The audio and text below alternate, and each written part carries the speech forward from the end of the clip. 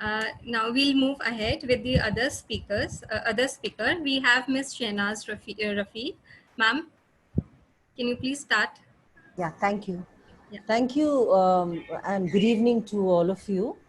And I would start with where Madam Shima Mishra has left. Very, very well said that there is exactly 94%, and we cannot ignore the largest chunk force in the home-based workers.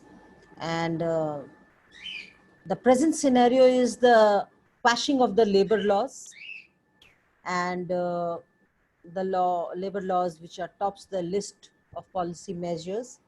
Some of the states are trying to squash up everything. Earlier to that, prior the COVID, the government is on the process of um, melting down all the labor laws, the hard-earned labor laws, to four labor codes.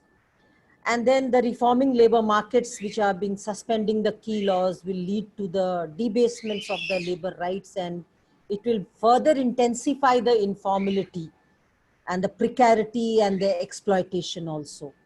Multiple labor market issues like employment, health, safety, skills, and will be weakened, and there'll be almost nil incomes. So in the present scenario, where this nation lockdown amidst this pandemic has critically dislocated the migrant population, and we are seeing it all across the social media. There is lack of jobs, no money left with them, no livelihoods, no public transportation. They are forced to walk hundreds and hundreds of miles back to their hometown. They are left stranded on the roads, raising concerns about exacerbating existing inequalities and vulnerabilities, challenges in access of health, not to forget the sexual and the reproductive health, including the contraception, safe abortion, and hygiene is suffering. And amidst all these, if we have to look with the gender perspective, what Seema ma'am said just now, that 94% of the women chunk force are there in the unorganized sector. Women and girls presently are in the front line also, and also at the center of the COVID response and recovery today. Economic opportunities, education, and domestic gender norms should be the area of focus for all of us now. As it is, we don't have any well-furnished data yet. We should have a sex aggregated data also, and the government should work on it. Now, we know that women play an outsized role in the crisis. May it start right from their home with their family to their community, and now at the front line, in the social, at the domestic. There are social workers, there are domestic workers, there are frontline healthcare workers, there are home-based workers, there are mobilizers, and there are people, even in the police, there are women workers. Even United Nations statement I was reading the other day, it says that it can have a huge knock on the effects on women's health in the coming years. So we are seeing how COVID is highlighting the global neglect of women. And what is very important is to safeguard the maternal, sexual, and reproductive health right now. We have to prioritize the gender equality in the health system. We have to tackle the gender-based violence, which was very prevalent, not only at workplaces, but now also at home. We have to maintain an access to education and health, and protect the women's economic opportunities if we have to really save these vulnerable lot. The challenges are many. Migrant women workers' challenges are immense. We are seeing women, pregnant women walking on the road, delivering on the road, and then yet again picking their babies, and then again walking to more than 140, 50 kilometers. Loss of livelihood, no remittances, stress, physical, mental, on care. There is no health care. There is no social security for these women. There is a limited space of movement, no freedom of movement, violence and discrimination to its peak. We should not also forget women with disabilities are further more prone to and more marginalized and more prone to violence and discrimination.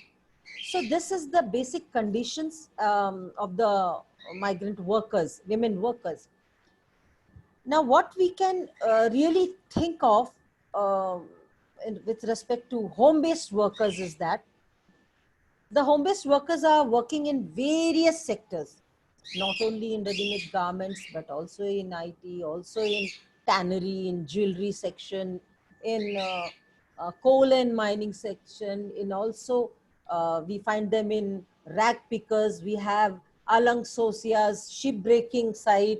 So we have a vast section of women home-based workers. So what is the most essential thing that we can right now do?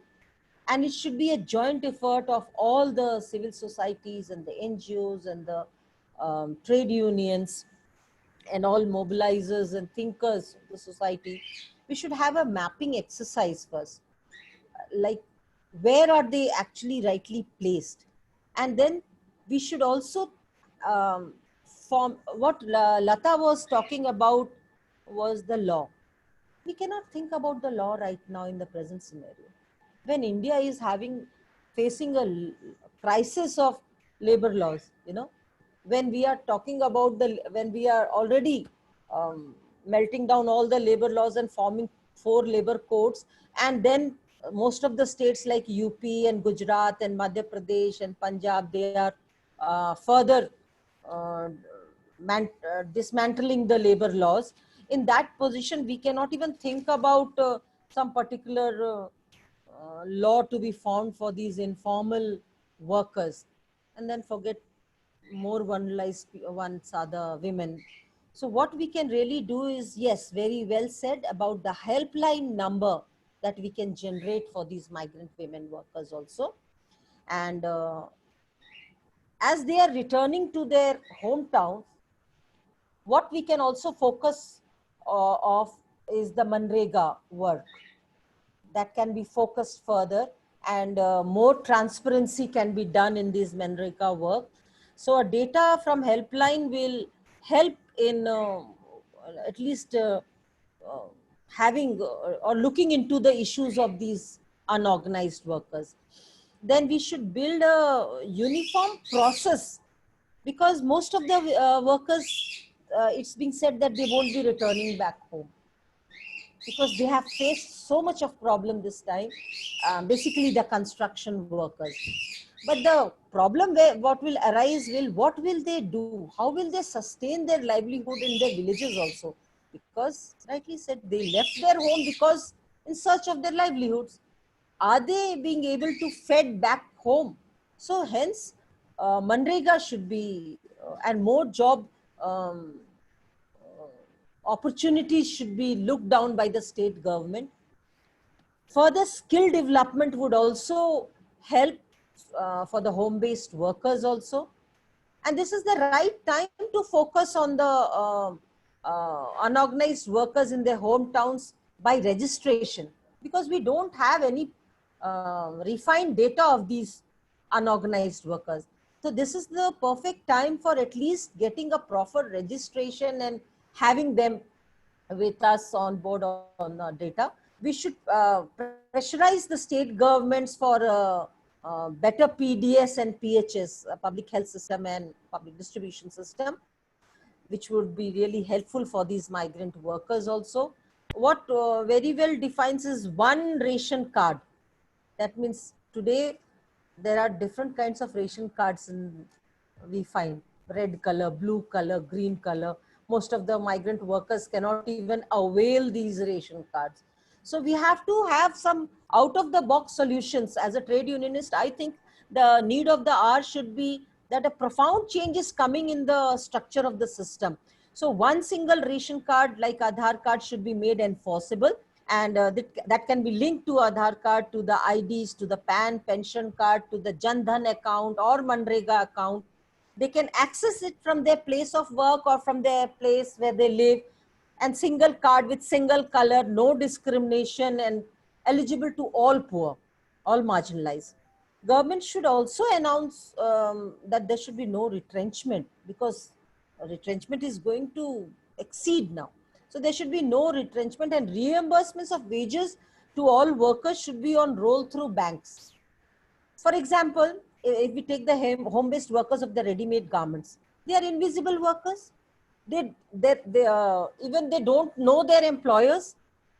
The product is visible. The invisible employers and the invisible workers. But if the brands who really take the moral and ethical values seriously, if they display it on their websites, where they are procuring from, let them not disclose their rate. At least we would know that where these home-based workers are and for whom are they working.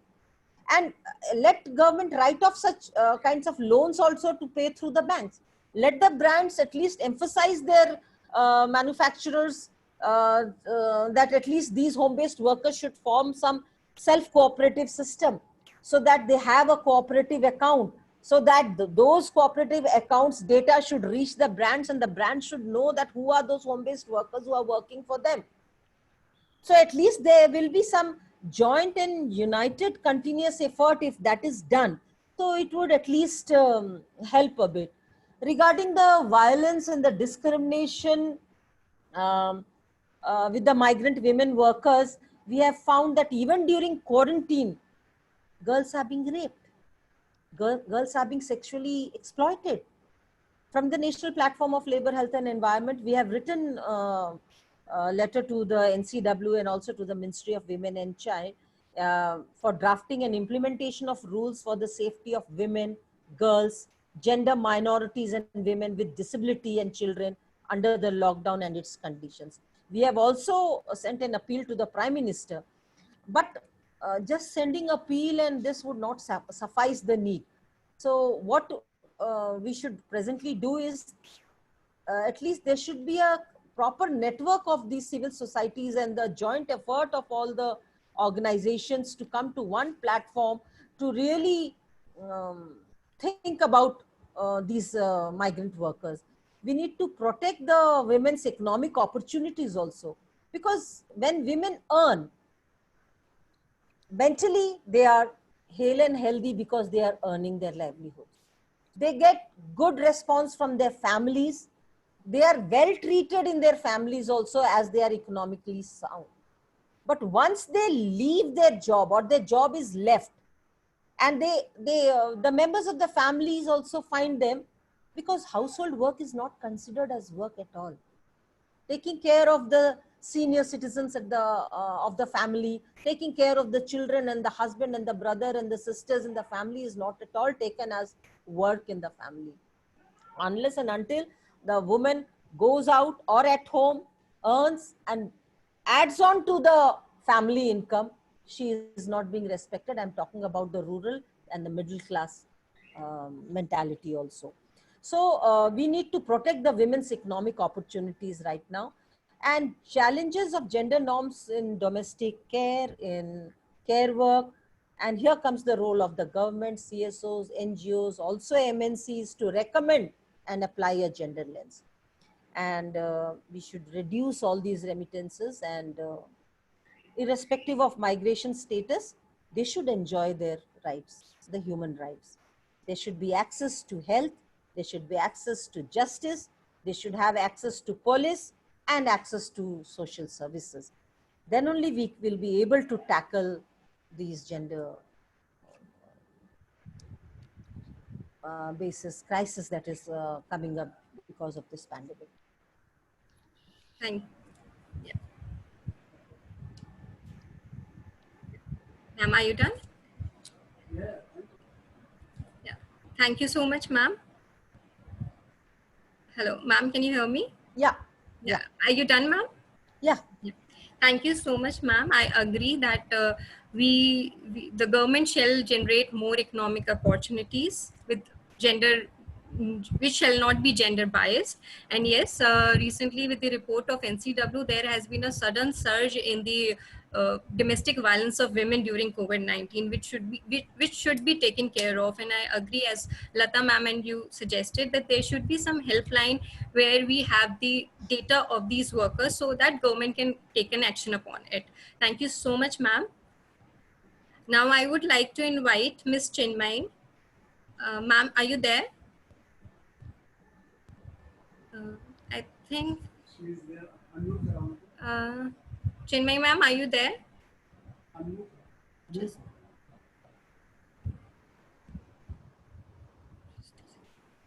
She's not here. She's there, but she.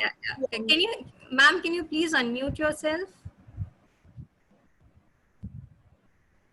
Raised her hand, but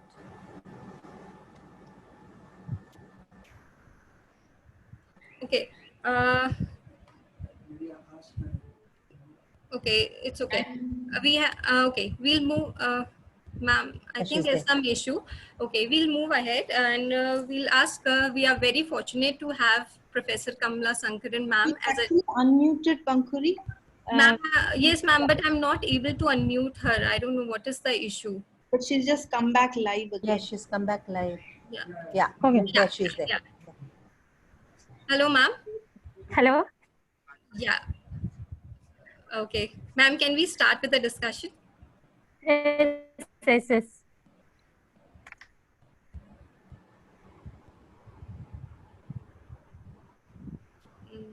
Ma'am, your video, yeah. Ma'am, you can start.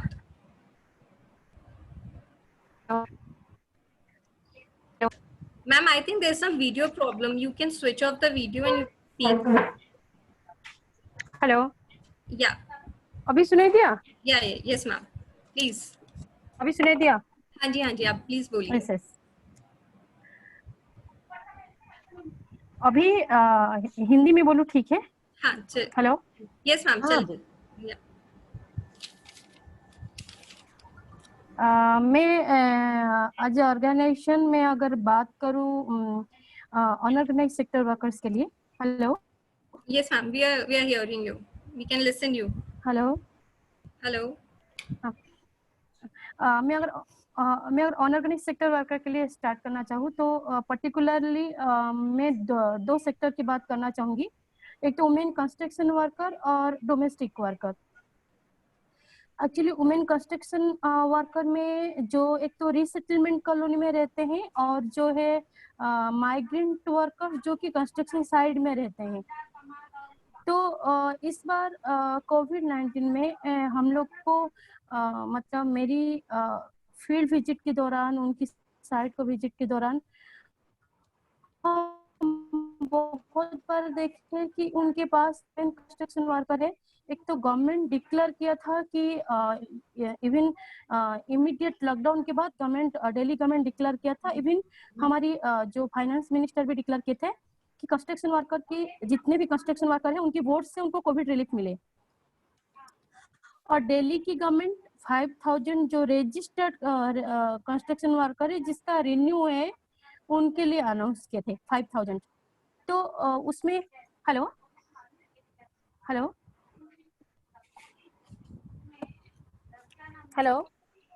We can listen, we can hear. उसमें जो problem आया था, बहुत सारे अभी Delhi government जैसे बहुत सारे कंस्ट्रक्शन वर्कर का इनका रिन्यू नहीं हुआ था क्योंकि 2 साल करीबन हमारी जो बोर्ड कुछ प्रॉब्लम की वजह से बंद रखा था और एकदम से ऑनलाइन रजिस्ट्रेशन प्रोसेस शुरू किया था.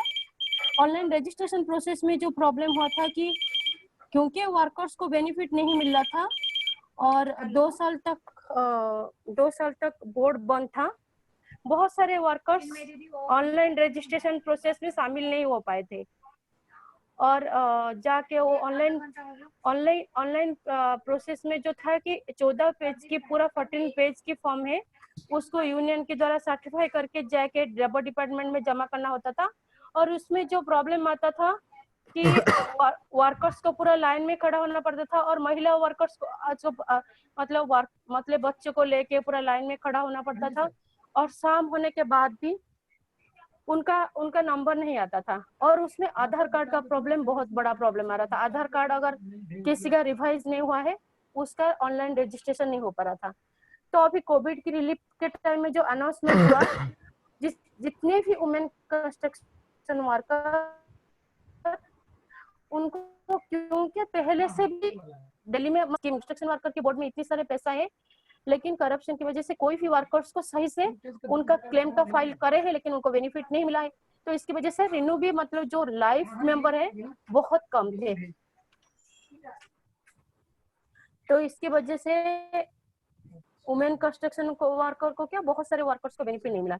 उसमें ज्यादा प्रॉब्लम है वुमेन कंस्ट्रक्शन वर्कर जो है, क्योंकि उनको पता नहीं था कहाँ जाएंगे, ऑनलाइन रजिस्ट्रेशन कैसे प्रोसेस है, तो उनको फायदा नहीं मिला। और जो भी माइग्रेंट वर्कर्स, जो हमारी लास्ट टाइम एनसीसीएल की पिटीशन के अगेंस्ट में जो ऑर्डर आया था, सुप्रीम कोर्ट का जजमेंट था कि एक मतलब कार्ड बने जिसमें सारे, एक जहां भी रजिस्ट्रेशन हो बेनिफिट सबको मिले, लेकिन माइग्रेंट वर्कर्स का रजिस्ट्रेशन बिल्कुल नहीं था। और अभी कोविड के टाइम में जितने भी कंस्ट्रक्शन साइड में हम लोग कुछ थोड़ी जगह रिलीफ दिए, जितने भी माइग्रेंट वर्कर्स है, बेचारा बहुत ही प्रॉब्लम उनको हो रहा था। और राशन क्या है, मतलब आप आटा चावल दोगे कि आटा दाल दोगे, लेकिन उनका और जो खर्चा, गैस, उनका बच्चों का खर्चा, इवन साबुन, मतलब कोई भी खर्चा नहीं था। अगर हम पीडीएस के बारे में बात करें, सारे लोग जो बोलते हैं कि पीडीएस के लिए इतना अनाउंसमेंट हुआ, लेकिन महिला वर्कर्स जो है उनको राशन में क्या मिलता है, मतलब राशन खाली हम अगर बोले उनको राशन मिल जाता है, राशन में सारा खर्चा उनका हो जाता है क्या? क्योंकि उनका हस्बैंड वाइफ दोनों काम करते हैं, दोनों को अगर काम नहीं मिलता, उनके पास कैश इनकम कुछ भी नहीं है। और उन्हें उनके वर्क बर्डन, और पूरा सुबह से लेकर शाम तक स्कूल में अगर खाना दिया जा रहा है, सुबह से शाम तक पूरा लाइन में उनको खड़ा रहना पड़ता था। फिर भी उनको कोई भी, मतलब अगर 2000-3000 की लाइन है, लास्ट में कहाँ खाना जो बांटते थे, खाना भी मतलब खत्म हो जाता था। और जितने भी बच्चे उनकी है, अगर कंस्ट्रक्शन साइड में महिला वर्कर जाके खड़े रहे, उनके 6-7 बच्चे हैं, और उनको खाना भी मिल ही नहीं रहा था। उनको लग रहा था इतना धूप में कौन खड़ा होगा। और इवन लास्ट टाइम मैं 2 साइड को पर्टिकुलर हमारे ऑर्गेनाइजेशन देख रहा था, 2 साइड को मेरी पास में, मेरे घर के पास था, मैं बार बार जाके विजिट कर रही थी।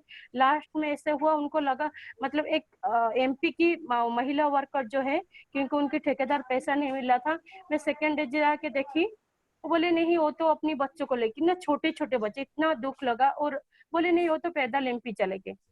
तो उस तरह से सिचुएशन उन माइग्रेंट वर्कर्स को भुगतना पड़ा। दूसरी बात है कि इनका जो राशन कार्ड ई कूपन के लिए दिल्ली गवर्नमेंट भी अनाउंस किया। ई कूपन राशन कार्ड, तो राशन तो किसको मिला नहीं, बहुत कम लोगों को, माइग्रेंट वर्कर्स को मिला। और माइग्रेंट वर्कर्स को ना दिल्ली गवर्नमेंट का कोई बेनिफिट मिला, ना सेंट्रल गवर्नमेंट का कोई बेनिफिट है। माइग्रेंट वर्कर्स को तो कुछ भी नहीं मिला। अब महिला वर्कर, क्योंकि महिला है, वो वुमेन कंस्ट्रक्शन वर्कर है, तो उसको ज्यादा प्रॉब्लम है, क्योंकि वो घर को पूरा संभालते थे।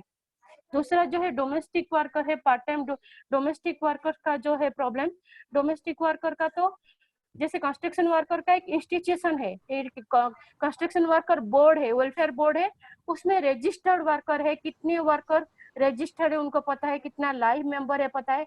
बट डोमेस्टिक वर्कर का पर्टिकुलर उस तरह से कोई इंस्टीट्यूशन नहीं है कि डोमेस्टिक वर्कर को अगर कहाँ से कितने डोमेस्टिकर कहाँ कहाँ काम करते हैं। एम्प्लॉयर से तो उनको कुछ नहीं मिला। जो 2-3 महीने काम भी किए थे, मतलब 2 महीने जो काम नहीं करने के लिए जा पाए, उनका तो पैसा नहीं मिला। और जो पेंडिंग सैलरी उनका था, सडनली लॉकडाउन हुआ, एम्प्लॉयर भी वो पैसे भी किसी तरह से नहीं दे पाए, क्योंकि डोमेस्टिक वर्कर का तो कोई बैंक अकाउंट भी नहीं है कि हाँ लॉकडाउन हुआ, एम्प्लॉयर्स इतना सॉलिडेरिटी नहीं दिखाते हैं कि उनकी बैंक अकाउंट में ट्रांसफर कर दे। सारे लोगों तो महीने के एंड में कैश ही लाते थे। तो इसीलिए डोमेस्टिक वर्कर का ज्यादा प्रॉब्लम हुआ, क्योंकि उनको कुछ पैसा उस तरह से जितने दिन काम किए हैं नहीं मिला, और लॉकडाउन के टाइम में उनको काम भी नहीं मिला, और अभी भी एम्प्लॉयर्स उनको काम देने के लिए तैयार नहीं। कितने दिन तक उनको काम नहीं मिलेगा पता नहीं। और गवर्नमेंट को बहुत स्टेट में, जैसे केरला में, जैसे उनका बोर्ड है, कितने वर्कर्स रजिस्टर्ड है, और कितना एक सेंट्रलाइज रिकॉर्ड एटलीस्ट है कि कहाँ उनको कितना पैसा दिया जाएगा, उनको पता है। लेकिन हमारी दिल्ली जैसे बहुत सारी इस तरह से स्टेट है, उनको वर्कर्स के नाम पे रिकॉग्नाइज भी नहीं है। तो डोमेस्टिक वर्कर को कुछ भी अगर हम बोलेंगे, कुछ अनाउंस किया जाए, उनका कोई इंस्टीट्यूशन मैकेनिज्म नहीं है कि डोमेस्टिक वर्कर के पास कैसे पहुंचा जाए। तो इसीलिए डोमेस्टिक वर्कर्स एक ग्रुप है जो बहुत वल्नरेबल है और उनका भी काम भी नहीं है और उनको कोई बेनिफिट नहीं मिला। तो रिकमेंडेशन में यही मैं कहना चाहूंगी कि एटलीस्ट सुप्रीम कोर्ट की जजमेंट जो है कि सारे कंस्ट्रक्शन वर्कर के एस्टेब्लिशमेंट को, सारे कंस्ट्रक्शन वर्कर को रजिस्टर्ड किया जाए। एटलीस्ट जो 2018 में जो एनसीसीएल का पिटीशन में जो फाइनल जजमेंट आया, उसको अगर हर स्टेट माने, उनको अगर ठीक से जजमेंट को मतलब इम्प्लीमेंट किया जाए, तो एटलीस्ट सारे वर्कर्स तो रजिस्टर होंगे। जितने भी अनाउंसमेंट, रिलीफ अनाउंसमेंट सारे वर्कर्स को मिलेगा, उसको सारे मतलब इम्प्लीमेंट अच्छे से किया जाए। दूसरा, जो डोमेस्टिक वर्कर के लिए एटलीस्ट इस तरह से सारे स्टेट में इंस्टीट्यूशन को बना जाए, सो दैट कि वर्कर्स का रजिस्ट्रेशन हो और इस तरह से कोविड जैसे क्राइसिस में उनको कोई फायदा मिल पाए। मेरा इन दोनों वर्कर्स के लिए यही रिकमेंडेशन है। Thank you so much. Hello. Yeah, thank you so much, ma'am, for putting light on the impact of women from women construction workers and domestic workers during this pandemic and what all the problems they are facing. Thank you so much, ma'am. And now